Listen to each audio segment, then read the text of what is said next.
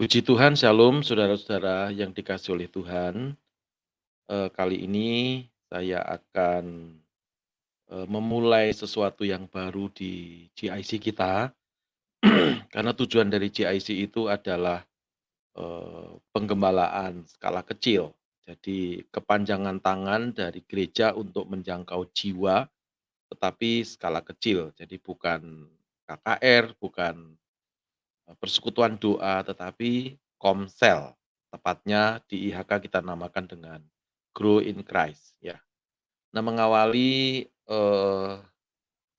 sesuatu yang baru ini sebelum saya bisa, tatap muka dengan teman-teman semuanya, saya mau kali ini, mengarahkan dalam saudara-saudara menyampaikan materi GIC, supaya dalam penyampaian itu semuanya seragam ya. Jadi kita sudah punya 7 GIC atau 7 komsel.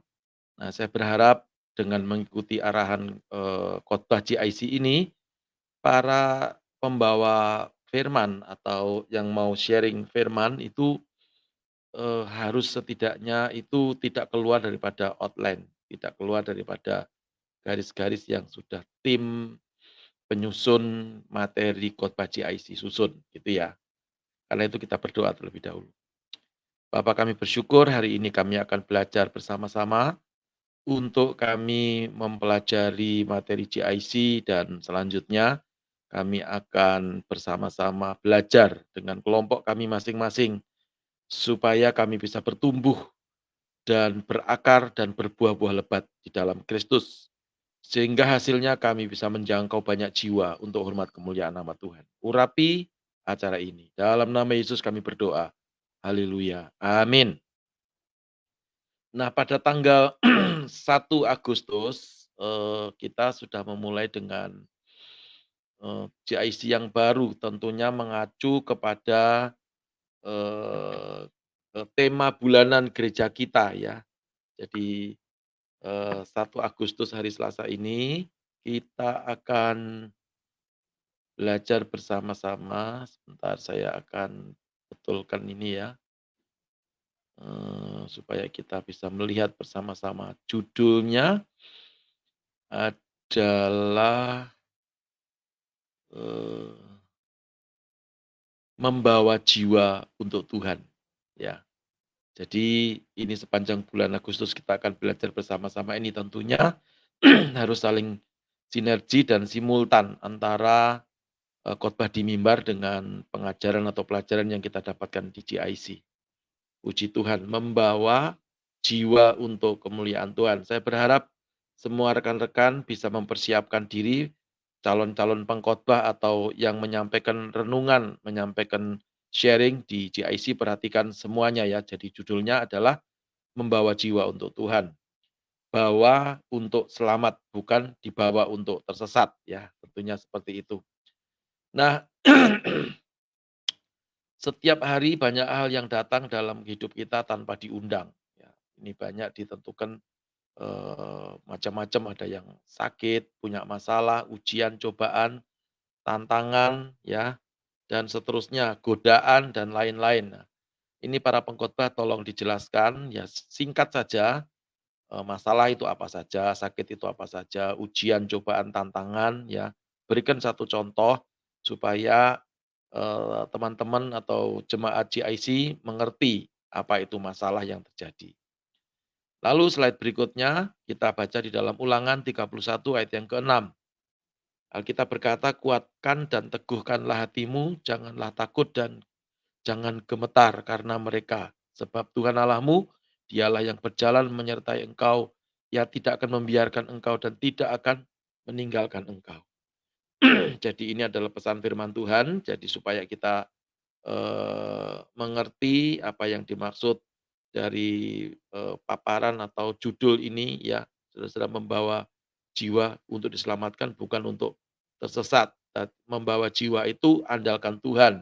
Ada orang yang kadang-kadang tidak kuat gimana caranya, bagaimana teknisnya dan seterusnya, tetapi kita membutuhkan pengertian bahwa Tuhan akan menguatkan kita dan meneguhkan hati kita, tidak perlu takut, ndak perlu khawatir, ndak perlu gentar dan seterusnya, karena ada Tuhan yang menyertai kita. Ya, tekankan itu nanti supaya saudara-saudara bisa menyampaikan materi ini dengan, gagah perkasa, gitu ya. Lalu berikutnya yang harus saya sampaikan, tadi sudah dikatakan tidak sedikit kehidupan ini sering terganggu dan membutuhkan pertolongan dan arahan. Karena kemampuan manusia terbatas ya, kalau tidak diarahkan, tidak diberikan apa namanya, pertolongan dari Tuhan, arahan dari Tuhan, ya tentunya, kita tidak bisa mendapatkan jalan keluar. Di sini dituliskan, tentunya merupakan tugas kita untuk membantu hidup mereka menjadi lebih baik dengan membawa mereka kepada pribadi yang tepat ya. Jadi bawa mereka yang punya masalah itu kepada pribadi yang tepat yang namanya Tuhan Yesus Kristus. Bagaimana caranya? Sebelum kita membawa jiwa itu atau teman kita yang tersesat itu ke ibadah raya atau IFC 1 atau IFC 2, mungkin nanti ada IFC 3, ya bawa dulu ke kelompok sel, bawa dulu ke GIC ya. Ini harus melakukan, penginjilan atau membawa jiwa ke skup yang kecil terlebih dahulu, gitu ya. Lalu berikutnya dikatakan tanpa sadar setiap hari banyak yang kita hasilkan lewat hidup kita, tidak hanya soal uang atau materi tetapi juga nasihat, pendapat, kritik, komentar, gibah, nah ini ada istilah baru nih, gibah, fitnah, celoteh, dan lain-lain ya. Jadi banyak yang kita bisa hasilkan lewat kehidupan kita, tergantung bagaimana kita mau, apakah kita itu mau menjadi orang yang baik, maksudnya baik itu adalah menjadi kepanjangan tangan Tuhan dengan menasehati, memberikan pendapat, bukan mengkritik ya, kalau orang mengkritik itu mencari salahnya orang, apalagi hanya sebagai komentator ya, fitnah dan seterusnya. Ya jadilah sesuatu yang seperti Tuhan Yesus, ajarkan, kita harus menyelamatkan banyak jiwa. Tentunya cara menyelamatkan ya dasarnya adalah nasihat firman Tuhan, gitu ya. Nah, sekalipun tujuan kita baik, tapi kalau caranya yang kurang tepat dan jelas ya, pasti hasilnya juga tidak baik ya. Hal yang paling penting untuk disajikan kepada mereka yang sedang membutuhkan Tuhan. Jadi caranya menyampaikan nasihat ya, bukan mengkritik ya. Nasihat tadi tentunya harus bahasa Jawanya empan papan ya. Jadi maksudnya jangan dipukul rata, cari waktu yang bagus, penyampaiannya yang bisa dimengerti, jangan memakai istilah-istilah yang menakutkan kita atau bahasa-bahasa yang membingungkan jemaat, seolah-olah kita paling pinter dan lain, hanya, mengagumi dan berdecak, "Kok hebat sekali pembicaranya." Bukan ya, itu malah tidak akan sampai kepada, apa yang harus saudara ajarkan atau saudara berikan firman ini kepada, jemaat GIC ya. Jadi pilihlah, bahasa yang enak, yang mudah dimengerti, lugas, tepat, dan jelas, ya dengan cara yang baik tentunya, begitu. Jadi cara, tadi kan hidup kita ini setiap hari bisa memproduksi macam-macam ya.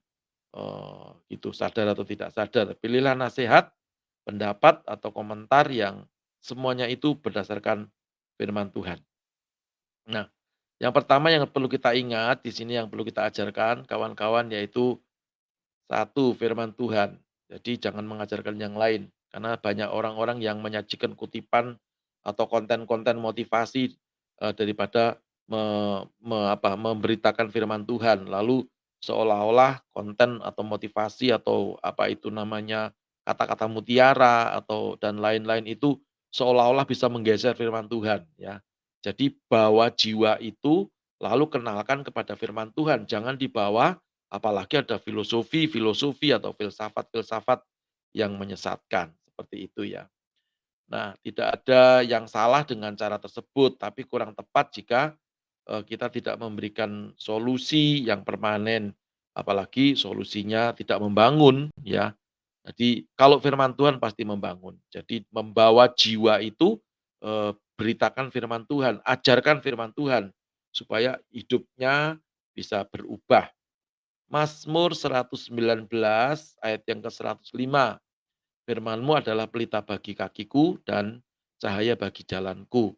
Firman Tuhan akan menjadi petunjuk jalan dan memperkuat pondasi kehidupan, Sedangkan muatan motivasi hanya memberi semangat, semangatnya hanya sesaat ya. Jadi karena itu jangan suka, menggeser firman Tuhan dengan, kata-kata mutiara, dengan motivasi-motivasi ya dan seterusnya.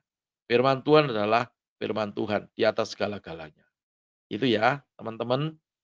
Lalu di samping tentang firman Tuhan yang perlu kita mengerti adalah tentang tanah yang subur ya. Membawa jiwa tadi itu, poin yang kedua itu kita perlu mengerti ini ya, berkumpul dengan teman-teman yang baik saja tidak cukup. Jadi harus dipastikan kalau akar hidupnya ada di tempat yang tepat. Maksudnya kita harus memiliki tanah hati yang subur.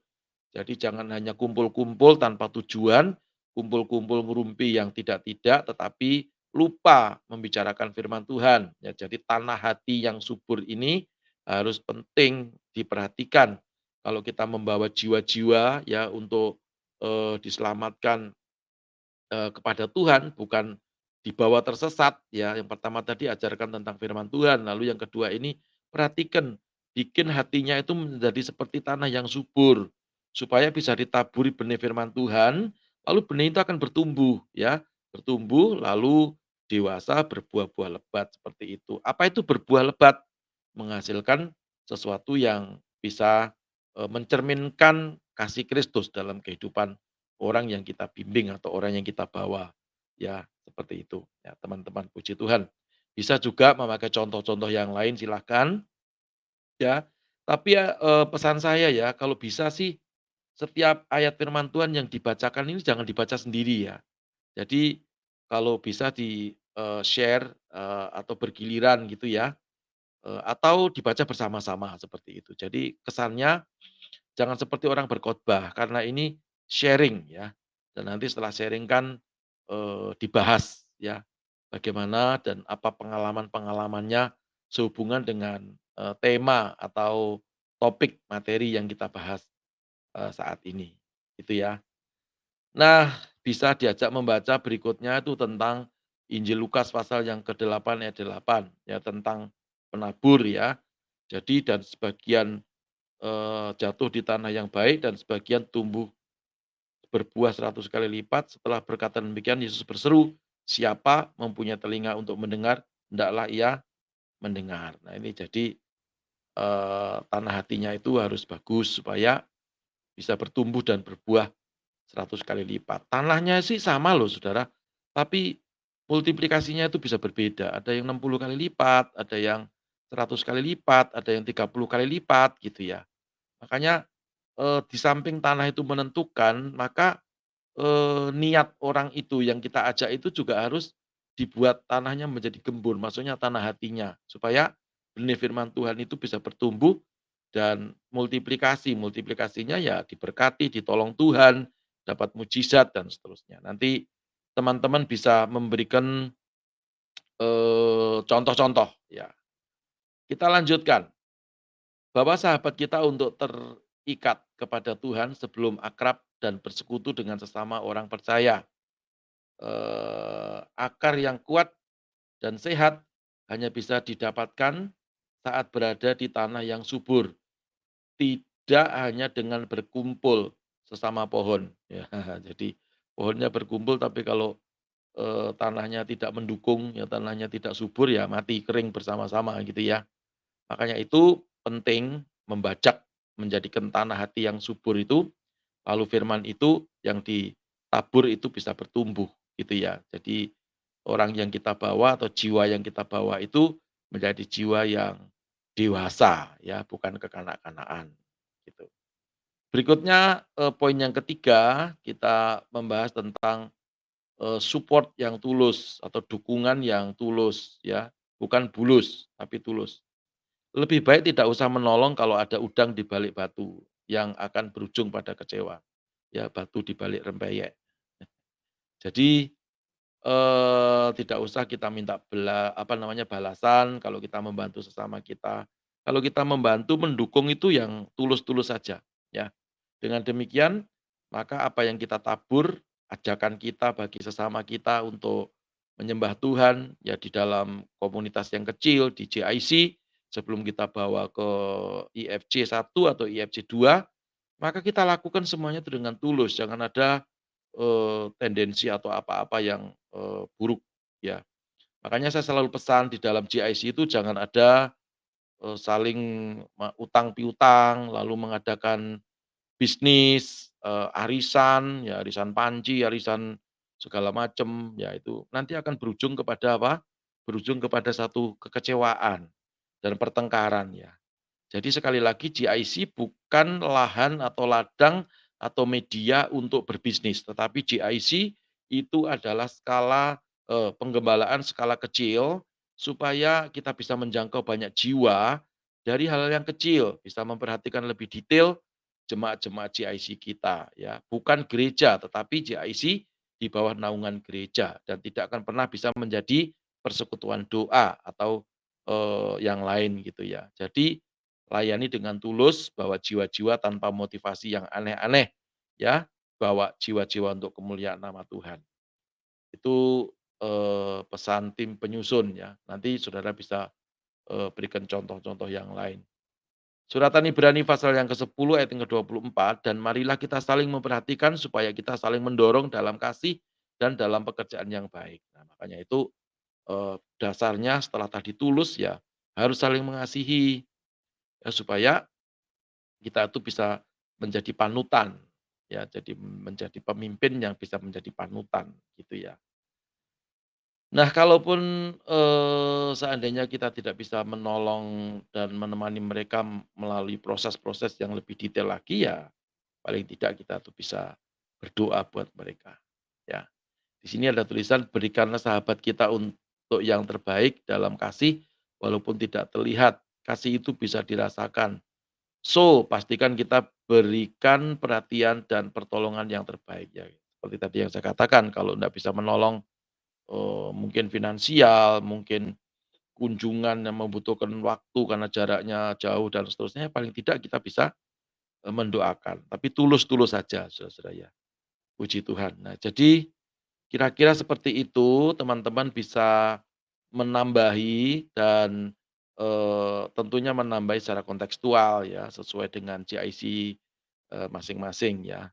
Dan tolong di dalam menyampaikan firman Tuhan ini, kita tidak sedang belajar berteologi atau berdebat, tetapi tadi saya katakan penggembalaan skala kecil. Waktu khotbah pun itu jangan bertele-tele ya, dan juga, waktunya ber-GIC itu paling lama hanya 1 jam. Ya, ujian penyembahan ada doa pembukaan dulu, lalu ujian penyembahan, lalu doa firman, lalu firman Tuhan itu jangan lebih dari 25 menit lah, jangan lebih dari 20 menit maaf, ya. Lalu amin selesai ditutup dengan doa firman, firman penutup, lalu sharing. Sharing apa yang perlu dibahas sehubungan dengan tema ini atau ada kesaksian-kesaksian, silakan ya. Itu justru akan banyak menolong ya. Nah, dengan demikian maka kita akan memiliki, GIC yang sehat gitu ya. Jadi para pemimpin-pemimpin atau gembala-gembala GIC harus energik ya, bikin jadwal, minggu ini siapa yang bertugas, minggu depan siapa yang bertugas ya, seperti itu. Lalu dilaporkan kehadirannya dan berikan kepada, departemen GIC. Nanti departemen GIC akan mengupload di tim pastoral, nanti tim pastoral akan menggodok perkembangan-perkembangan daripada GIC ini ya. Karena saya sebagai gembala, saya mau GIC kita ini berkembang ya, ya nggak usah banyak-banyak, mungkin kita punya 200 GIC gitu kan, sudah menjadi gereja yang bisa menjangkau banyak orang gitu ya. Nah, paling terakhir di sini dituliskan oleh tim penyusun, ayo perhatikan cara kita membawa sesama kita ke Tuhan, jangan malah menyesatkan mereka ya, karena itu, eee perhatikan bagaimana caranya membawa ya, kalau menurut saudara-saudara nanti di-sharing-kan, dipancing gimana caranya membawa jiwa-jiwa ke GIC, setelah dari GIC dibawa ke, IFC ataupun MIW, ya Miracle in Worship ya, seperti itu. Di-sharing-kan bagaimana caranya, jadi jangan didominasi oleh saudara yang berkhotbah, karena ini bukan khotbah, ini harus ada two way communication, jadi 2 arah. Boleh pada waktu saudara menyampaikan firman gitu, lalu ada yang tanya, silahkan enggak apa-apa. Kita ini kan diskusi, yang penting kita bisa menemani, jemaat-jemaat GIC ini dalam keadaan suka dan duka. Tentunya yang disebut menemani itu mengawal mereka, mengarahkan mereka kepada kebenaran firman Tuhan, jangan diajak berdebat teologi. Nah, kalau mau berdebat teologi atau belajar teologi, ya ada medianya yaitu sekolah Alkitab atau, apa namanya, PA namanya, pendalaman Alkitab gitu ya. Tapi di kita belum sampai ke arah itu. Jadi itu kira-kira teman-teman yang saya bisa sampaikan. Sebelum nanti, minggu kedua saya akan memanggil semua pengurus GIC untuk membicarakan kelangsungan daripada GIC ini, ya, dan supaya kita itu menjadi satu gereja yang memiliki, jemaat GIC ya, paling tidak, 80, 90% itu jemaat kita itu jemaat yang GIC, sehingga mereka itu tidak akan terkecoh oleh berbagai macam, penyesat-penyesat atau pengajaran-pengajaran sesat di akhir zaman ini. Itu, arahan dari saya. Sampai ketemu di minggu kedua ya, begitu. Mari kita tutup dalam doa. Tuhan Yesus terima kasih, kami sudah menyampaikan arahan, untuk membawakan sharing firman Tuhan di GIC. Berdoa supaya semua yang menyampaikan firman diurapi Tuhan, menyampaikan dengan lugas dan bisa dimengerti, sehingga jemaat GIC menjadi sehat tubuh, jiwa, dan rohnya. Dalam nama Yesus Kristus Tuhan kami berdoa dan bersyukur. Haleluya. Amin. Puji Tuhan. Itu Tuhan Yesus memberkati. Salam IHK.